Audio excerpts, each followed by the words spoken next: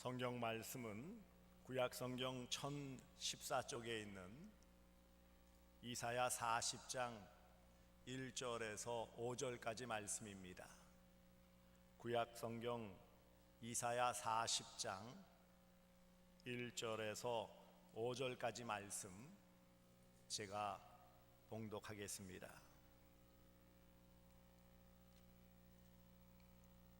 너희의 하나님이 이르시되 너희는 위로하라. 내 백성을 위로하라. 너희는 예루살렘의 마음에 닿도록 말하며 그것에게 외치라. 그 노역의 때가 끝났고 그 죄악이 사함을 받았느니라. 그의 모든 죄로 말미암아 여호와의 손에서 벌을 배나 받았느니라 할지니라 하시니라. 외치는 자의 소리여 이르되 너희는 광야에서 여호와의 길을 예비하라. 사막에서 우리 하나님의 대로를 평탄하게 하라. 골짜기마다 도두어지며 산마다 언덕마다 낮아지며 고르지 아니한 곳이 평탄하게 되며 험한 곳이 평지가 될 것이요 여호와의 영광이 나타나고 모든 육체가 그것을 함께 보리라. 이는 여호와의 입이 말씀하셨느니라. 아멘. 할렐루야. 하나님은 살아계십니다. 살아계신 우리 아버지 하나님의 무궁하신 사랑과 청량할 수 없는 은혜가 여러분에게 늘 함께 하시기를 축복합니다. 오늘 대강절이라고 했습니다. 예수님의 그 오심, 첫 번째 오심을 성탄절이라고 하고요, 또 이제 두 번째 다시 오심을 재림이라고 합니다. 우리의 시점에서는 예수님 초림, 성탄절은 이미 있어서 초림하셨고요, 이제 우리가 기대하고 바라는 것은 예수님의 다시 오심입니다. 이것이 오늘 우리에게 큰 위로가 되어지고 소망이 되어지기를 축복합니다. 지금부터 2700여 년 전에 이사야 선지자를 통해 하나님께서 그 당시에 여러 가지 힘들고 어려운 가운데, 또 영적으로 도덕적으로 흔들리는 가운데, 소망을 잃고 낙심하는 가운데 있었던 그런 이스라엘 백성들에게 하나님께서 주신 말씀입니다. 오늘 본문에서 중요한 단어는 위로라는 단어예요. 1절에 너희의 하나님이 이르시되 너희는 위로하라. 내 백성을 위로하라. 여기 너희는 1차적으로는 이사야와 같은 선지자들이죠. 하나님의 말씀을 전달해주는, 하나님의 뜻을 전해주는 선지자. 이 시대에는 하나님의 말씀을 대언하는 목회자들, 설교자들이고, 더 넓게는 모든 성도들에게 다 주시는 말씀이에요. 사명자로서 하나님의 말씀을 전할 뿐만 아니라 우리가 서로가 서로에게 또 세상을 향하여 위로의 말씀을 전하라, 위로하라 라는 명령을 주고 계시는 것입니다. 왜 하나님께서 선지자 이사야에게, 또 모든 말씀의 사역자들과 오늘 이 시대의 성도들인 우리에게 위로하라 라는 명령을 주셨을까요? 그만큼 위로를 받아야 될 만큼 어렵고 힘든 가운데 있기 때문입니다. 이사야 선지자는 우시아와 또 시스기야에 이르는 그런 여러 네 왕 시대에 활동을 했던 선지자로 우리가 알고 있어요. 그 시대에는 여러 가지 어려운 일들이 많았고, 특별히 북이스라엘은 이미 아수르에 의해서 멸망을 당한, 그리고 아수르가 여전히 남유다를 공격하여서 위태로운 상태에 놓여있는 위기 가운데 있었어요. 전쟁이라는 것은 죽거나 몸이 다치거나 포로로 잡혀가고 자기의 가진 모든 것은 다 빼앗기는 비참함이라는 단어 하나로 표현할 수 있어요. 더 암울한 소식은 이전에 이사야 1장 1절부터 39장까지 하나님께서는 이 유다 백성들에게 너희가 하나님을 등지고 우상 숭배하며 불순종했고 도덕적으로 윤리적으로 타락해서 죄를 지었기 때문에 하나님의 벌을 받아야 한다라는 말씀이에요. 그 벌을 받아야 되는데 1차적으로 물론 아수르지만 뒤에 바벨론에 의해서 망한다라는 거예요. 구체적으로 이 이사야로부터 약 100여 년이 지난 다음에 이루어질 이 일들이지만 하나님께서 이사야 선지자를 통해서 망한다라는 거예요.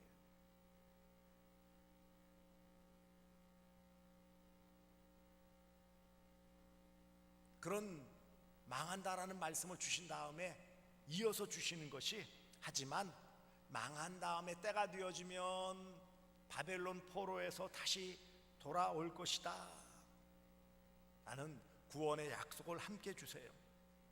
그런 구원의 약속을 주시면서 좀 더 분명한 확실한 그 언약 약속을 표현하시기 위해서 오늘 5절 말씀 여호와의 영광이 나타나고 모든 육체가 그것을 함께 보리라. 이 여호와의 영광은 바로 오실 예수님, 구약 시대에는 메시아라고 표현했고요, 신약 시대에는 그리스도라고 표현하는 이 땅에 오실 하나님의 구원자를 말씀하시는 것입니다. 하지만 이런 여호와의 영광 예수님이 오신다라는 말 듣고 위로가 될까요? 위로의 핵심은 이것이라고 말씀하고 있는데 과연 누가 이렇게 오신다고 약속하신 대로 오신다고 해서 나라는 망하고 포로는 잡혀가고 먹을 것은 없고 비참한데 무슨 위로가 되겠습니까? 종종 그런 분들을 만나요. 교회 열심히 다녔고 한때 집사 직분도 받았고 뭐 세례는 물론이고 무슨 청년회 회장도 하고 임원으로 열심히 봉사했는데 아이고 뭐 교회 다니고 예수 잘 믿어봐야 소용없대, 그런 말을 하는 분들을 들었어요. 교회 다녀도 뭐 예수 믿어도 별거 없대, 그런 말을 해요. 물론 뭔가를 기대하고 나오는 것은 당연한 마음일지 모르지만 5년, 10년, 20년 교회 다니고 믿음 생활을 한다고 했는데 별거 없다라고 실망하면서 교회를 떠난 사람들이 의외로 많습니다. 지금 이사야 선지자의 말씀을 듣는 유다 백성들의 입장에서 아이고 그래 약속하신 메시아 그분 하나님의 영광으로 오신다고 한들 그게 크게 확 와닿아서 위로가 될까요? 어떤 누구 사람이 한 사람 온다고 해서 확 마음에 기쁨이 되어질까요?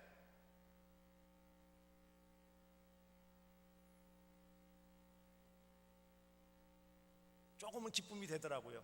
저 같은 경우 제 아내가 미국 갔다가 한 2달 반 만에 오니까 온다고 그러니까 야 이제 호레비 신세 면하는가 보다, 그래서 오니까 좀 위로가 되더라고요. 그래도 근데 요즘은 뭐 되면 아니고 왔는가 보다, 찬양하는가 보다 그래요. 여러분, 전쟁의 패배, 죽음과 포로와 먼 곳으로 가야 하는 그런 외로움, 포로 생활이 기다리고 있다고 그래요. 비참한 생활, 온갖 고초를 겪어야 되는 그런 소망 없는 상황 가운데 놓여지게 된다. 그래서 절망과 낙심할 수밖에 없고 한탄할 수밖에 없는 그런 상황인데 약속대로 메시아가 오신다. 그래서 위로가 되겠느냐는 거예요. 시리에 빠져 있는 사람들에게 뭐 누가 온다고 해서 그렇게 큰 위로가 될까요?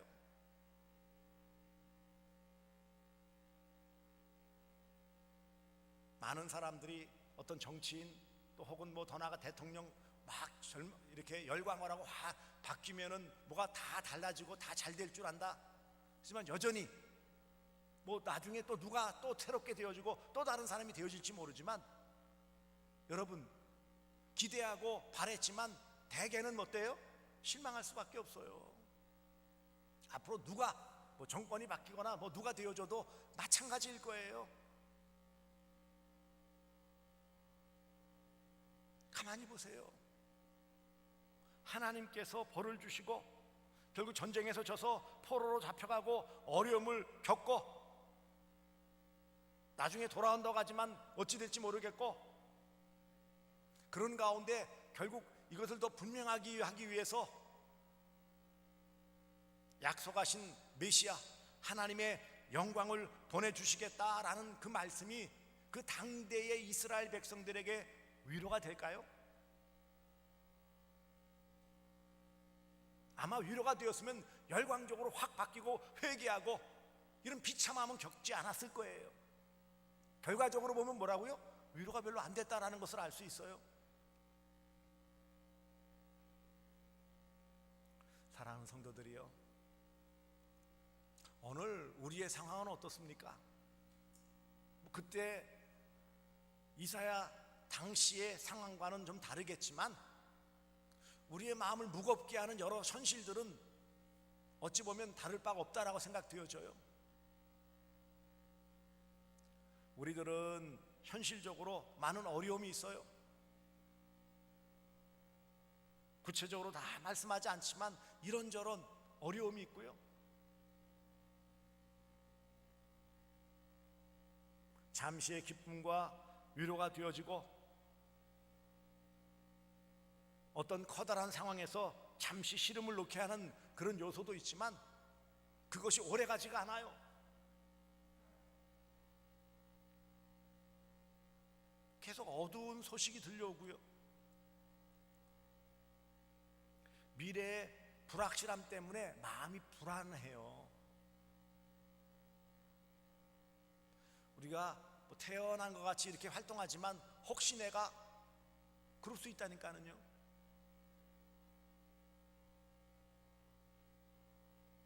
성도라고 코로나19에 안 걸리는 게 아니라는 걸 다 우리가 경험했어요.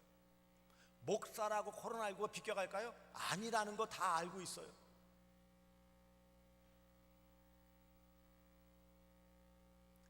새벽기도 열심히 나오고 신앙생활 열심히 잘하면 무조건 잘 된다. 심령적으로는 어떨지 모르지만 현실적으로, 육체적으로, 물질적으로 그렇지 않다라는 것도 우리는 경험해져요.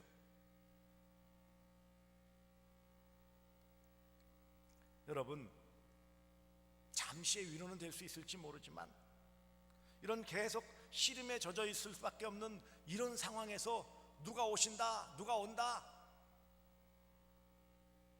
이런 말씀이 확 와닿지 않는 게 현실입니다. 그런데 왜 하나님께서는 병 주고 약 주는 것처럼 이스라엘 백성들에게 이런 하나님 앞에 징계, 곧 벌을 받을 수밖에 없다, 하지만 다시 회복시켜 주실 것이고 궁극적으로 약속하신 메시아를 통해서 구원해 주신다라는 이 말씀을 왜 주셨고, 동일하게 2700년이 지난 이 시대에 오늘 우리에게 왜 이 말씀이 위로가 될까요? 도무지 와닿지 않는 상황도 좀 다른 것 같고 시대적으로도 너무 많이 흘러버렸고, 그런데 어떻게 이 말씀이 오늘 우리에게 위로의 말씀이 될까요? 이 땅에서 나그네의 삶을 사는 동안에는 온갖 어려움을 겪을 수밖에 없다라는 것을 말씀해 주고 있어요. 하나님 앞에서 살아가면서 잘 말씀으로 믿음대로 살지만 부족하고 연약하기 때문에 하나님의 택한 백성이라고 하는 이스라엘 백성도 우상 숭배하며 불순종하며 엉뚱한 모습으로 하나님의 노여움을 사게 되어지고 어려움을 겪게 되어져요. 이 땅에서 우리가 제법 나름대로 잘 믿으려고 애를 써요. 그래도 말씀을 생각하려고 하고요. 그리고 내가 그래도 하나님이 믿는 성도인데 라는 그런 자의식, 생각은 가지고 있어요. 하지만 현실에서는 여러 가지 부딪히고 어렵기 때문에 때때로 믿음과 현실에서 부딪힐 때 믿음이 이렇게 싹 구부러지는 이런 일들이 우리에게 있어요. 말씀대로 살지 못하고 타협하는 일들이 너무 많아요. 나는 나름대로 믿음으로 그렇게 한다고 했는데 조금 지나고 보니까는 그게 믿음으로 한 게 아닌데 욕심대로 했다라는 것이 드러나요. 그게 인생이에요. 연약함을 아세요? 사랑하는 성도들이요, 하나님은 벌을 주시고 또 때때로 책망하시지만 우리에게 완벽함을 요구하시는 것이 아니라 그런 과정 가운데 하나님을 바라보며 하나님을 의지하며 약속의 말씀을 붙잡고 약속하신 메시아 예수 그리스도를 의지함을 통해 위로받고 이 땅 가운데서도 하나님을 바라보며 살기를 원하시는 것이 아버지 하나님의 뜻이에요. 완벽해야 된다, 티끌이라도 잘못되면 어림도 없다, 그런 분이 아니시라는 거예요. 지금 어렵고 힘들고 답답하고 괴롭고 뭔가 의지할 데도 없고 마음 둘 곳도 없는 그런 상황, 그런 것들이 앞으로 얼마 만에 끝날지 모르는 답답한 상황, 언제 길이 캄캄한 터널 끝을 맞이할지 모르는 그런 어렵고 힘든 때이지만 여전히 하나님 우리에게 소망을 주시고 위로해 주시기를 원하시는 것입니다. 궁극적인 인생의 문제의 원인이 뭐냐는 거예요.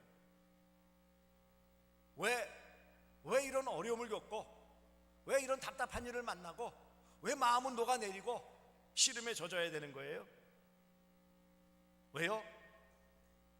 오늘 본문 보시면 2절을 보시기 바랍니다. 너희는 예루살렘의 마음에 닿도록 말하며 그곳에 외치라. 그 노역의 때가 끝났고 그 죄악이 사함을 받았느니라. 인생의 모든 문제의 원인은 뭐 때문이라고요? 죄 때문이라는 거예요. 인생의 연약함의 바탕은 죄 때문이에요. 누구도 나는 이 문제에 자유롭다, 나와는 상관없다, 나는 깨끗하고 의롭다라고 주장할 사람이 아무도 없어요. 성경은 아주 분명하게 말씀하십니다. 의인은 없나니 하나도 없다. 모든 사람이 죄를 범하였음에 하나님의 영광에 이르지 못했다. 그러니 스스로의 노력과 수고로 어떤 위로도 소망도 받을 수 없다. 그런 절망적인 인생에게 하나님이 위로로 주신 말씀이 무엇입니까?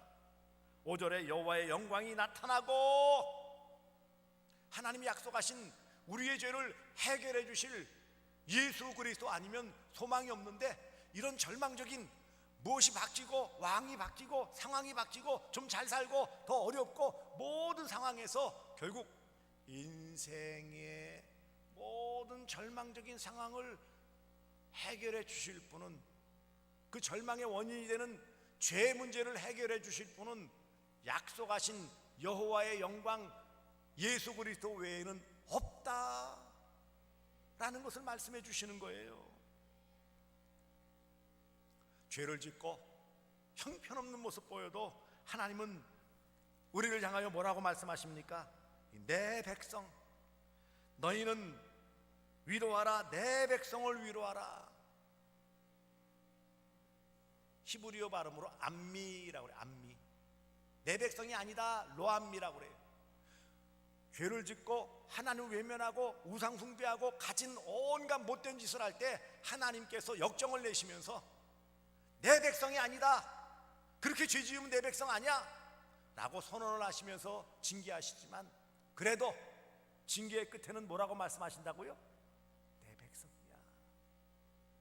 그래도 여전히 내 자식이고 내가 택한 자녀이고 내가 사랑하는 백성이야. 내 백성. 그리고 뭐라고 말씀하십니까? 너희의 하나님. 1절 시작에 너희의 하나님, 하나님 누구의 하나님이시라고요? 우리의 하나님, 나의 하나님. 관계 회복을 말씀하시는 거예요. 우리의 죄 짓고 안 짓고 불순종하고 불신앙하는 연약함에도 불구하고 하나님이 여전히 나의 하나님, 우리의 하나님이에요. 나는 하나님의 백성, 하나님의 자녀예요. 이 관계의 회복, 이 관계를 온전히 회복시켜 주실 분은 중보자 되신 예수 그리스도 외에는 없다. 그러니 이 예수 그리스도를 통해서 궁극적으로 완전한 회복을 이루어 주시겠다라는 약속의 말씀이 위로예요. 인생은 소망이 없는데 하나님의 백성이 아니고 나의 하나님이라고 부를 수 없는 형편없는 존재인데 그 관계를 회복시켜 주시고 죄를 없애 주시고 나의 하나님, 내 백성이라는 이런 관계 회복을 이루 주실, 죄의 문제를 해결해 주실 분은 바로 예수 그리스도 메시아이다. 영광이 나타난다. 보내주시겠다라는 약속으로 보내주셨음을 우리는 확인했어요. 성탄절이에요. 그리고 예수님께서 이것을 아버지 하나님 뜻을 따라 완전히 이루어 주시겠다라는 위로의 말씀이 다시 오겠다라는 거예요. 너희가 본 그대로 다시 오시리라.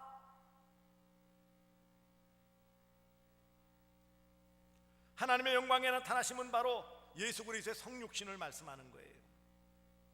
요한복음 1장 14절에 보시면 말씀이 육신이 되어 우리 가운데 거하심에 아버지의 독생자의 영광이요 은혜와 진리가 충만하더라. 아버지의 독생자의 영광, 하나님의 영광, 예수 그리스도가 소망이요 예수 그리스도의 오심이 더할 나위 없는 위로라는 것을 말씀해 주고 있습니다. 약속하신 메시아 예수 그리스도를 보내심으로 구원을 이루시고 이루어 가시는 하나님은 영원 불변하신 사랑의 아버지이십니다. 할렐루야. 하나님은 절망 중에 있는 백성에게 예수님의 오심을 알려주심으로 위로와 회복과 소망과 격려의 메시지를, 말씀을 전달해 주시는 거예요.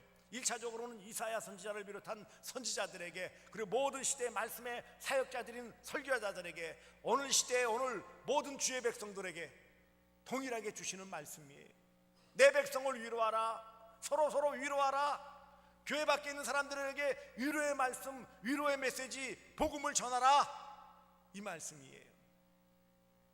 하나님은 예수님을 보내심으로 절망 가운데 있는 인생들에게 희망을 주시고 위로해 주셨습니다. 예수님이 위로예요. 예수님의 오심이 인생들에겐 위로예요. 그러므로 예수님의 이 땅에 오심은 위로 중에 위로예요. 세상에서 어떤 것들은 잠시 위로가 되어져요. 전혀 위로가 되지 않는 것은 아니죠. 돈을 많이 벌 수도 있고 높은 명예를 얻을 수도 있고 권력을 취득할 수도 있고 성취를 이룰 수 있어요. 좋은 사람을 만날 수도 있고요. 큰 위로가 되어져요. 하지만 그것이 계속 지속되어질까요? 위로 중에 위로, 궁극적인 위로는 예수님이 나를 위해 오셨다, 다시 오신다 라는 오심이에요.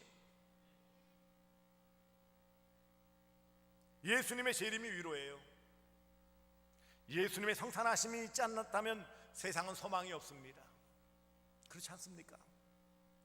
예수님이 이 땅에 성탄하지 않으셨다면 세상은 아무 소망 없어요. 죄와 허물로 이미 죽었기 때문에 죽은 상황에서 무슨 소망이 있겠어요?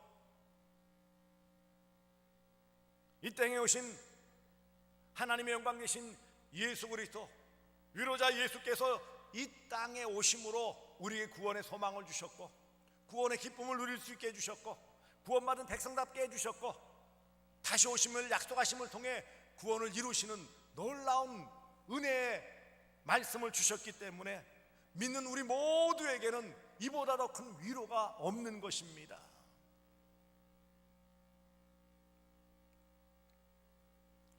우리 아버지 하나님은 모든 시대에 모든 사람들에게 절망과 낙심과 고통 가운데 있는 백성들에게 예수 그리스도를 통한 회복과 구원을 약속하심으로 위로해 주셨어요. 약속의 말씀 복음을 듣는 사람들마다 세상에서는 얻을 수 없는 위로함을 받았어요. 많은 돈을 벌었기 때문이 아니에요. 높은 권력의 자리에 올라갔기 때문이 아니에요. 때로는 오히려 많은 것을 잃어버리고 내려놓아야 되고 상처받아야 되지만 오직 예수 그 한 분으로 만족하면서 그 예수가 나를 위해 이 땅에 오셨고 나를 구원해 주셨고 나를 사랑하신다라는 이 말씀이 위로가 되어지고 힘이 되어지고 소망이 되어지고 격려가 되어지고 살 근거가 되어지기 때문에 예수가 위로예요. 여러분, 이 시대에 우리 진정한 위로를 무엇을 통해 얻을 수 있을까요? 코로나19가 종식되기를 저는 계속 기도하고 있어요. 빨리 종식돼야 되죠. 그러면 코로나19 종식되어지면 모든 문제가 해결되어지고 즉시 다 행복해져요. 그렇습니까, 여러분?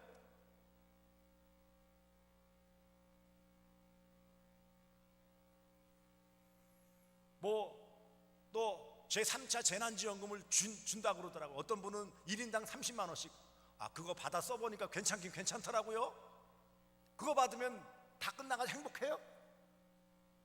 금방 쓰니까 별거 없더만요. 뭐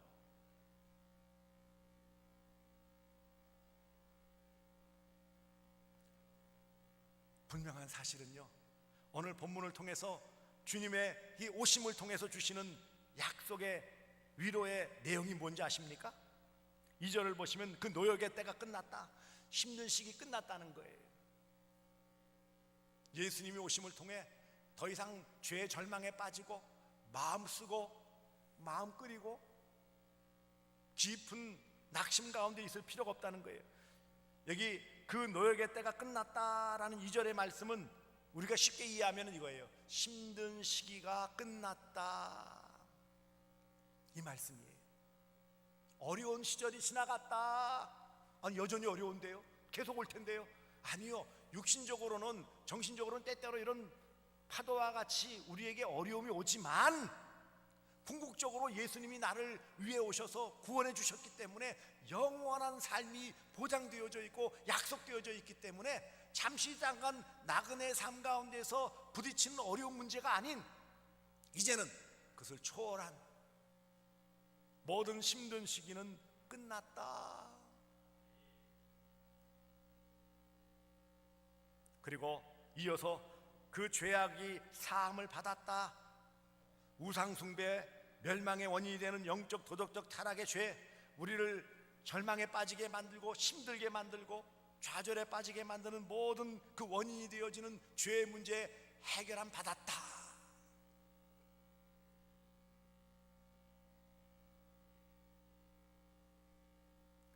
죄악이 사함을 받았다, 앞으로도 받아야 되지만 왜 과거형으로 썼습니까? 성경은 미래에 일어날 일이지만 너무 분명하고 확실하면 과거형으로 쓰는 거예요. 앞으로 일어날 일이지만 받았다, 받을 것이지만 받았다. 왜요? 너무 확실하니까. 흔히 그러잖아요. 어떤 결과를 예측하면서 끝났다, 끝났어, 그런 얘기 하죠. 같은 의미예요. 죄 용서함 받아서 끝났어요. 앞으로의 우리의 모든 죄 지을 것까지 다 용서해 주셨기 때문에 그것 때문에 전전긍긍하며 마음 끓일 필요 없다는 거예요. 그렇다고 마음껏 죄 지어라는 아닙니다. 다 용서해 주셨기 때문에 그것 때문에 마음 아파하고 절망에 빠질 필요 없다는 거예요. 여호와의 손에서 벌을 배나 받았느니라. 이미 충분히 징계를 받았다. 또 예수 그리스도의 십자가의 보배로운 피로 예수님에게 그 모든 징계가 다 넘어가서 우리 대신 받을 모든 징계를 예수님이 다 받으셨기 때문에 우리는 죄 때문에 더 징계를 받지 않는다는 거예요. 회복의 은혜를 베풀어 주십니다. 4절에 골짜기마다 도두어지며 산마다 언덕마다 낮아지며 고르지 않은 곳이 평탄하게 되며 험한 곳이 평지가 될 것이요. 영적인 상태도 말하는 것이고 인생의 길도 마찬가지예요. 하나님께서 위로자 예수를 통해 우리의 삶 가운데서 이런 회복의 은혜를 베풀어 주신다. 영육간의 모든 고비마다 힘든 그런 골짜기마다 하나님께서 평탄케 해주시고 형통케 해주시고 은혜의 길로 이끌어 주시겠다. 누구를 통해서요? 예수 믿음을 통해서.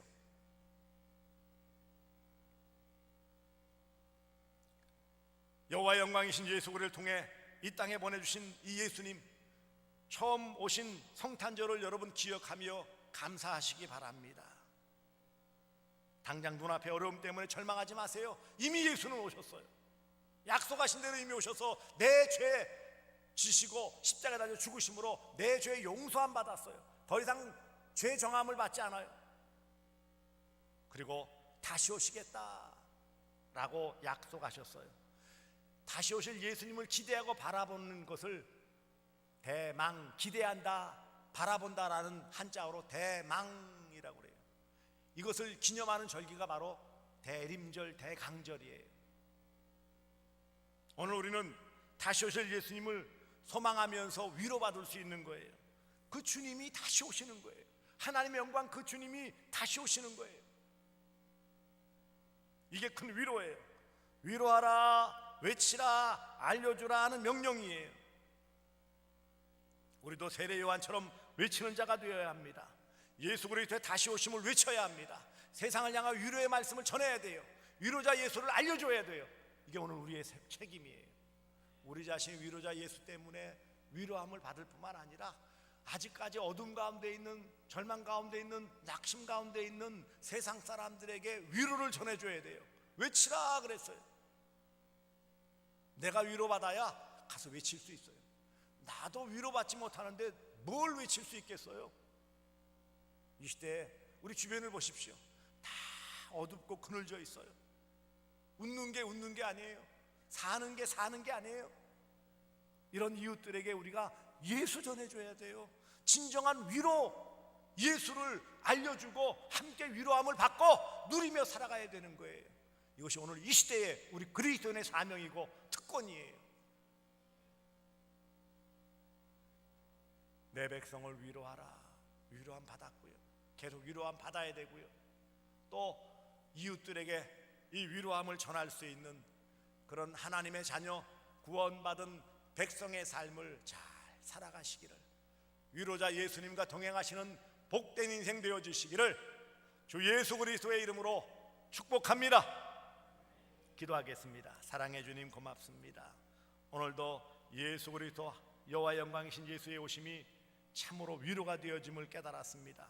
우리가 위로받고 위로자 예수를 전함으로 위로를 전할 수 있는 복된 인생 되게 하여 주시옵소서. 예수님의 이름으로 기도드리옵나이다. 아멘.